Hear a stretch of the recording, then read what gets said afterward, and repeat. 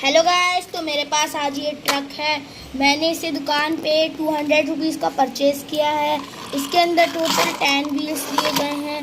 ये बहुत powerful truck है और ये डंपर ट्रक है और मैंने इसे पास ही की दुकान से परचेज़ किया गया। आप चाहें तो वीडियो में लिंक दिया गया है, आप वहां से इसे परचेज़ कर सकते हैं। और मैं इसे डीजे ट्रक में कन्वर्ट करूँगा। उसके लिए मैं लाइटिंग फिटिंग आपको दिखाऊंगा और डीजे फिटिंग करूंगा, जिसका वीडियो आपको इस वीडियो के लिंक में मिल जाएगा।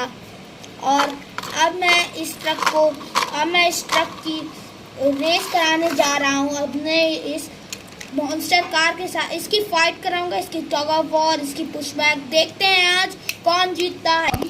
ये सब हम लोग अगली वीडियो में देखेंगे। अभी मैंने बस अपना ट्रक का इंट्रोडक्शन कराया है। अब मैं अपनी मॉन्स्टर कार का इंट्रोडक्शन कराऊंगा। ये भी मैंने पास की दुकान से परचेज की थी।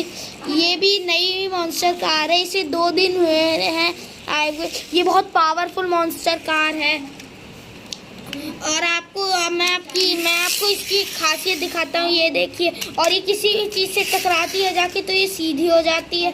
अब देखते हैं इतनी पावरफुल मॉन्स्टर का इस ट्रक को हरा पाती है या नहीं।